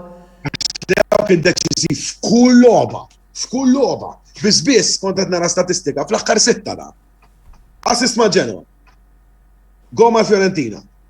Żewġ assist mal-Verona. 3 assist ma' Sassuolo. Goal mal qed ninsa. Nipprova niftakar. Wara Genoa ma millabna mal-Lazio kellu assist ieħor ukoll. Basically da fl-aħħar 6 logħbiet bej goals u assist kien dejjem b'xi mod imdaħħal fil-logħba. Għalhekk qed ngħid li kien deċiżiv lejha. U fil-fatt ukoll skurja 11 goal u 10 assist. Qegħdin nitkellmu 22 goal saru mill-lejaw jekk mhux il-passaġġ dirett il-goal deċiżiv bażikament. Mhix xajta. Mela sa dan it-tant ukoll għandna ukoll preċiżazzjoni minn Jurgen Bonnic fuq il-kumment li konna qegħdin ngħidu l-ewwel fej qal li l-livell naqas f'dawn l-aħħar 4 snin. Mhux meta Juventus taraw fil-finali u kellhom tim komplut, iżda sabu l-Barcellona u r-Real fl-aqwa tagħhom. Hawnhekk ukoll qed naraw kumment minn Clay Lor fej qed jgħid. Pjuttost bil-kontra naħseb jiena. Pjuttost naħseb li l-livell ola f'dawn l-aħħar 4 snin ngħidlek għalfejn. Miegħek. Il-livell naqas fl-Italja qed jgħid Jurgen. Le, bil-kontra. Jiena li jara bil-kontra. Kif allura qabel kellek il-Juventus jieħduh dejjem għal 9 snin il-fila u issa rajna f'dawn l-aħħar 3 snin rajna 3 timijiet differenti, Juventus 3 snin ilu, sentejn ilu l-Inter u s-Milan ħladu li. Jiena li l-livell ola mhux naqas. Forsi qed nitkellem fil-lat ta' kompetizzjoni Ewropej, però li again. Ma dik għamel sajt komment fuq għajjen, sewa. Ovvjament, ara kemm jajruna l-Milanisti u l-Interisti li meta immurru Champions League ma nagħmlu xejn. 2015-2017 tlajna fajna ma ħadniex vera, kieku ħadnija kienu jkunu differenti l-affarijiet. Però dawn l-aħħar 3 snin vera l-qajna fil-round of 16, fil-round of 16. Però l-Inter u l-Milan. X'għamlu differenti minna? Dawn jiftaħru l-Milan bil-rispett kollu issa Clayton, però daw il-timijiet li kollhom 5 Champions League, 7 Champions League jiftaħru li għandhom id-DNA tagħhom jgħid fil-Champions League. Sana waħda tħallna ħija tittina ċassu. Le, all right, però birispett kollu wkoll tirrikonoxxi timijiet oħra, il-Juventus dan il-każ, x'għamlu meta daħlu Champions League sewwa. U konna wasalna kwarti tal-finali, semifinali, żewġ finali. Ovvjament mhux ħatibqa' dejjem titla' jekk il-livell tiegħek ħajonqos sewwa, però mbagħad fl-aħħar mill-aħħar ovvjament tqabbel like with like ukoll, fis-sens, meta daħlu dawn l-aħħar 3 snin. Il-Milan u l-Inter, safenna fien l-iktar li avvanzaw l-Inter ħarġu mill-grupp u minna li jasentejn ilu, ġviri mux ta' season la' qabel. Lanqas biss għaddew mill-grupp it-tnejn huma, ġviri. Le, xaħna s-sena l-oħra bistħanna. Ġviri. Il-Milan dejjem kienu wassu kwarti tal-finali però fl-Europa League. Ħaġa biss qed nitkellmu għamin u. Jiena fil-forma tiegħi t-tazzi kollha trid tieħu into consideration. Jiġifieri għalhekk fil-fatt l-ewwel. Però hemm differenza bej fil-livell ta' Champions League u Europa League mbagħad. Għalkemm qegħdin joqorbu ħafna, però Champions League tibqa' Champions League għalija anke l-fil tagħha li tieħu tibqa' Champions League għalija. Jiena nixtieq iżid ħaġa oħra ma jimpurtax. Bej Champions League, dililha musendu, bej Champions League u Europa League ukoll hemm qabżora. Fiċ-Champions League kulħadd jilgħab bl-aqwa formazzjoni possibbli. Fl-Europa League speċjalment minn frallem, jekk inti qed tiġġieled tal-kampjonat, l-Europa League ħadd jagħna ġemm. ħadd jagħna ġemm mhux jiġifieri għandek ma tagħtix każa. Hemmhekk pereżempju għandek 11 plejer u għandek 4 fuq il-bank li kapaċi jilagħbu, ħadd tilgħab il-dawk l-4, ħasserraf ftit tal-kampjonat. Għaċ-Champions League mit-tisa tagħmelek. Mit-tisa jkun imissek pereżempju innaf mal-Liverpool jew mar-Real Madrid, għażem iż-żewġ timijiet li hemm fil-finali proprju ta' nhar is-sibt li ġej, u sa seraħ ħadd minnhom biex jilagħbu mak kontra b'rispett kollu il-Bologna fil-weekend li ġej. Sewwa, però jekk inti ħadd tilgħab kontra jiena Sparta Praga, l-ebda disrispett lejn dawn it-timijiet sewwa. U mbagħad fil-weekend imissek kontra l-Bologna u inti qed tiġġieled tal-kampjonat. Ma l-Sparta Praga 99% ħassir xi plejers biex inti għal mal-Bologna jkollok l-ewwel. Plus li l-Ewropa League titlaq il-ħamis u toħolok iktar enerġija. Dik hija importanti wkoll issemmija. Issa fir-rigward iċ-Champions League fuq li konna din ngħidu tal-livell li naqas jiena naqbel ma' Leandro assolutament le. Tjieb il-kampjonat però fl-Ewropa ma tantx iċċaqalqana, però veru. Dis-sena titqis kollox. Il-Juventus orret forsi d-dallu tiegħu għax inqalgħu mal-Villarreal, però Villarreal waslu fejn waslu. Issa dik hija, issa orret inqalgħu il-Juventus. Inqalgħu il-Bayern Munich magħhom fin l-iktar tibsaħħtu fil-Ġermanja. Kun se jaħdu l-lig? Mal-Villarreal m'għaddewx. Waħda. L-Inter inqalgħu mal-Liverpool li qegħdin final. U kellhom fil-grupp l-Real Madrid li qegħdin final ukoll. Nej. Il-Milan ġejna mal-Liverpool fil-grupp mal-Atletico Madrid u mal-Porto. Bit-tfal. Bit-tlet timijiet li speċjalment għandek il-Porto meta jilagħbu mat-Taljani dejjem jagħtu logħba l kulħadd. Għandek l-Atletico Madrid, ex-champions ta' Spanja, u l-Liverpool wieħed mill-aqwa timijiet li jeżisti. Tlieta u kien hemm l-Atalanta. L-Atalanta dis-sena kien staġun diżastruż. Ma tistax qishom fl-Ewropa. Jiġifieri irridu nqisu kollox. Jien nemmen is-sena d-dieħla it-Taljani ħajmorru aħjar. L-ewwel nett m'hemmx timijiet li m'għandhomx esperjenza. Hemm l-Inter, il-Milan, il-Napoli u l-Juventus. Jien nemmen li veru l-aqwa 4 timijiet fl-Italja. U nemmen li fil-verità il-Milan peress nkunu pot 1 forsi tiġina polza naqra ħjar milli kellna dis-sena, il-Juventus ħajerġgħu jkunu hemm żgur, l-Inter issa għandhom ċertu knowledge ta' Champions League ħajmorru aħjar u n-Napoli nemmen li fil-verità ħajġri jekk ukoll.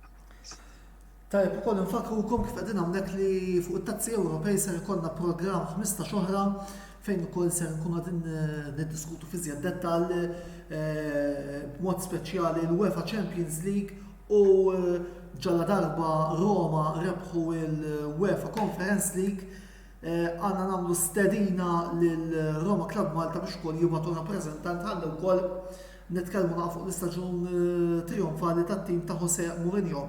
Alejandro, ħalli nitkellmu naqra issa fuq Juventus, id-diffikultajiet li kellkom f'nofs il-ground. Kemm taħseb li kienu l-kawża ta' nuqqas ta' gols fuq kollox idejat illi l-Bianconeri kellkom matul dan l-istaġun? Kienu, ovvjament kienet il-problema fin-nofs, però kien problemi oħra, però ħanibqa' fuq in-nofs għalissa. Jiena, fl-opinjoni tiegħi personali, l-unika player li dis-sena naħseb li ma tagħna xejn fin-nofs kien Artur. Il-bqija fej jidħlu players bħal Rabiot, fej jidħlu players bħal McKennie li għalkemm dan l-aħħar ovvjament kien wieqaf għax kien weġġa. Ramsey ovvjament telaqlu laqas biss labmana dal-istaġun. Locatelli, dawn ma kienux players li dejquni. Jien naħseb li jinnuqqas fin-nofs mhux ġej mill-fatt li l-players li hemm ma labux kif nixtuqhom jilagħbu aħna l-Juventini. Jien naħseb il-nuqqas fin-nofs ġej mill-fatt li m'hemmx dak il-plejer fiżiku, m'hemmx dak il-plejer li kapaċi joħroġlok il-ballun, li kapaċi jivvertikalizza sewa, ironikament, Artur kien jagħmel ma' Barcellona, però minn mindu ġimgħana inbidel kompletament. Provaw jilabuh qudiem id-difiża, provaw jilabuh ftit iktar avvanzat u ma qabad xejn. Jiena naħseb li hemm dak in-nuqqas ta' plejer li kapaċi ikun kif ngħidu bl-Ingliż il-pivot fil-nofs tal-ground tagħna. Sewwa, u mbagħad naħseb li it-tieni l-iktar ħaġa importanti hija li n-nuqqas ta' konsistenza fil-formazzjoni, nuqqas ta' konsistenza fit-tattika li kien juża l-coach. Jiena nisma' ma nistax nifhem. Tfehmi li tkellem ma nista' nifhem qatt, mela Allegri joħroġ jgħidlek illi Rabiot għall-argument li jiena plejer vera joġobni u ma nafx jiġri nħobb kolli dibattiti fuq għax vera plejer li joġobni u ħafna Juventin ma jasbu hekk. Però eżempju joħroġlok Allegri jgħidlek wara logħba tajba li kellu Rabiot. Nkunu labna 4-2-3-1, 4-2-3-1 fuq il-formazzjoni sewwa, noħorġu nlagħbu hekk. Joħroġlok Allegri wara l-logħba jgħidlek Rabiot jibrilla skużani. Rabiot jibrilla f'midfield ta' żewġ players. Il-logħba ta' wara joħroġ jilablek 4-3-3. U Rabiot jerġa' jkollu prestazzjoni deludenti. Mela hemmhekk toħroġ problema oħra. Il-coach mhuwiex qed ipoġġi l-players l-aħjar pożizzjoni li jirriflettu ovvjament li jilagħbu l-aħjar lob tagħhom. Sewwa, barra dak in-nuqqas nerġa' ngħid, mhux naħseb il-nuqqas ta' coach mhux ġej mill-żona ċentrali biss, mill-midfield biss. Qabel meta eżempju semmejna finali ta' 2017 u Clayton semma l-Alexandro. Qabel ma ninsewx. Qabel kellna li l-Alexandro fl-aħjar tiegħu għamel l-aħħar sentejn, l-ewwel sentejn tiegħu Alexandro. Tila u nieżel ma' xelluk jikrossja l-qudiem. Mbagħad kellna wkoll il-Lichsteiner eżempju, u għamel sena Dani Alves, jien kollu daw players li jattakkaw mal-ġemp li jitfgħu il-crosses.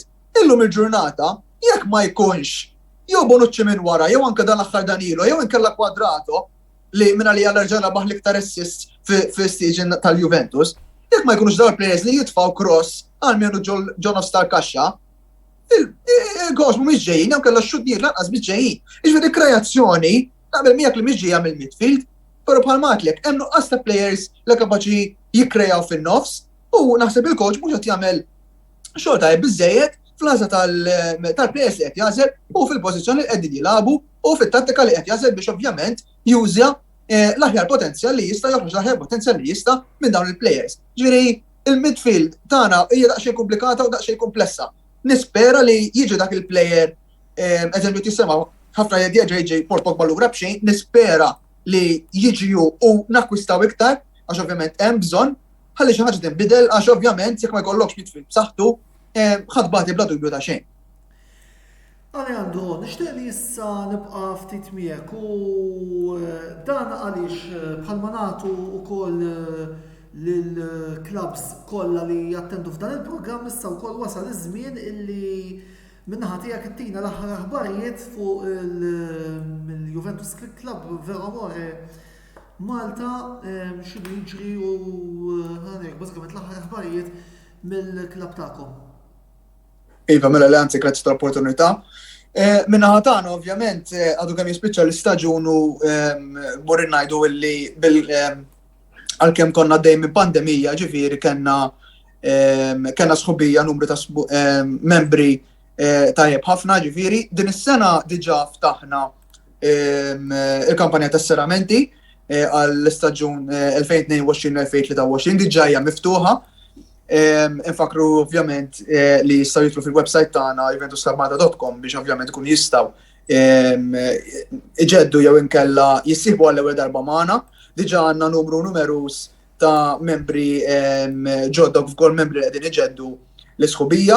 Barra minn hekk ovvjament il-kumitat diġà għaddej b'diskussjonijiet fuq attivitajiet, fuq numru ta' attivitajiet li ħajkunu qegħdin jorganizzaw norganizzaw fis-sajf li ġej u anke ovvjament matul is-sena matul l-istaġun li ġej.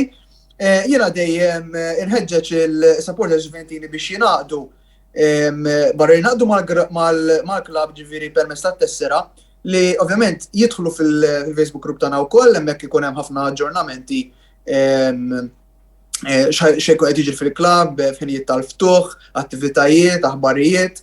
U ovvjament issa jkun website tagħna wkoll fejn dejjem tiġi updated ukoll b'xi artikli minn ta' membri u ġejja aħbar ġifieri mill-dinja Juventina.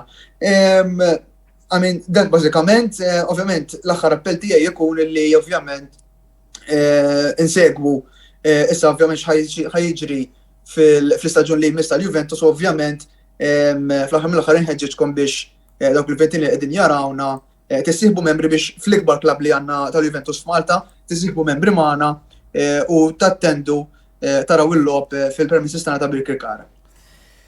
Clayton, bħala partitarju ta' tim li rebaħ is-Serje A, nixtieqek illi talaq dan il-programm billi tibgħat il-messaġġ tiegħek lill-partitarji Milanisti illi llejla oġobhom isegwu dan il-programm. Mela, jiena nixtieq ngħid il-sħab il-Milanisti kollha li jeżistu ġewwa pajjiżna li qed isegwu bħalissa il-programm intervista biex jibqgħu ma jaqtawx qalbhom it-tim mhux kif għamlu dis-sena ħafna minnhom jippreparaw ruħhom għal futur sabiħ għax hekk li għandna aktar xajkun hemm il-beħ tal-klabb ukoll u dik qed tfisser il-beħ tas-soċjetà anzi mhux l-klabb qed nirreferi għal ħaġa. Il-beħ tas-soċjetà AC Milan aktarx li jinbieħ dan is-sajf u dan ifisser aktar introjti għandhom jitlu jekk jidher li ħajmxi kollox lejn il-kumpanija Redbird li beħsibha tieħu 70% tal-klabb u 30% jibqa' teljiet. Nibqgħu hemmhekk l-istaġun ieħor jasal, jiena nemmen li l-istaġun li ġej ħankunu aħjar minn dan l-istaġun, ħajkun hemm ritokki li ovvjament bħalissa jistennew ħafna plejers u sewqat ngħid jiġi dak jew jiġi ieħor, però nemmen li fil-verità ħajkonna tim aħjar minn din is-sena, nemmen li nistgħu nerġgħu niġġieldu għall-kampjonat is-sena d-dieħla, jalla jkun il-kampjonat tat-tenistilla, mhux qed ngħid ħajkun hekk minn darba qed ngħid illi ħaneħdu l-kampjonat. Sewa għadna lura biex nitkellem hekk irid nara se jiġri fit-transfers u dak nitkellem wara. Ovvjament però bħala supporter ta' vera nemmen li l-Milan ħerġgħu jkunu hemm. Barra minn hekk nemmen li anke Champions League dis-sena l-objettiv tagħna huwa li ngħaddu mill-grupp għalmenu mbagħad naraw qudiem the sky's the limit kif jgħidu. U nibqgħu sejrin sa fejn jien nexxinna naslu. U l-Koppa Taljan nibqgħu navanzaw ovvjament bis-Super Cup inkluża. Minn dasek jgħalli rrid ngħid biss siamo noi kampjoni dell-Italja siamo noi ma stax ma ngħidlix. Forza Milan sempre dovunque. Mela, grazzi lil Alejandro il-Clayton tal-li l-lejla kontu magħna għal dan il-programm vera kien programm twil ma naħseb pattejna wkoll l-aħħar ġimagħtejn fejn għal diversi raġunijiet ma stajniex intellaw il-programmi kif suppost. Grazzi wkoll però tmur il-sponsors tagħna li huma Beauty Wisdom u Game Breaker. Infakrukom ukoll anzi nħeġġukom biex tużaw is-servizzi tagħhom għaliex indirettament tkunu qegħdin tgħinu sew lilhom u kif ukoll lilna biex inkomplu ntellaw programmi ta' din ix-xorta. L-intervista tirritorna l-ġimgħa d-dieħla fejn din id-darba wkoll ser nkunu qegħdin nitfgħu ħarsetna fuq il-Premier League li ntrebaħ minn Manchester City, nista'jdilkom minn issa illi ser ikollna fuq il-panel rappreżentant tim il-klabs lokali ta' Manchester City, Tottenham Hotspurs u Arsenal illi ser ikunu qegħdin magħna għal dan il-programm. Għal istant ukoll jekk intom dilettanti tal-futbol Ingliż u anki jekk li qed nieħdu pjaċir ukoll qed naraw diversi views ukoll ta' dan il-programm illi prattikament tista' sar pjanta stabbli tal-ħamisijat fil-għaxija tagħkom għall-inqas hekk nispera. Bħas-soltu nfakrukom li dan il-programm minn hawn daqsija oħra se jkun disponibbli fuq l-istazzjon uffiċjali tagħna fuq YouTube għal daqstant. Tinsewx ukoll tinkitbu hemmhekk kif ukoll fuq il-paġna uffiċjali l-oħra li għandna fuq Instagram biex hekk ma titilfu ebda mill-kontenut li qed intukom, speċjalment dan il-programm l-intervista li qed ikun ukoll l-sensila kollha l-65 programm qed ikunu kollha fuq YouTube għal daqstant ukoll ma titilfu xejn minn dak kollu li ser intellaw. L-appuntament tiegħi magħkom ser ikun nhar il-ħadd wara l-Grand Prix ta' Monaco tal-Formula 1. Skużawni. Wara l-Grand Prix ta' Monaco tal-Formula 1 fejn hemmhekk ukoll ser nkun qiegħed ngħid tiegħi fuq dak kollu li nkunu rajna f'dik it-telliqa li naħseb hija l-iktar telliqa prestiġjuża fil-kalendarju tal-Formula 1, imsemmija x-xita wkoll. Biss l-intervista tirritorna nhar il-ħamis li ġej u sakemm nerġgħu niltaqgħu għal dan il-programm. Jien Antonello Abera ma tfadalli xejn ngħidilkom ħlief grazzi tal-li naqadtu magħna u l-lejl it-tajjeb.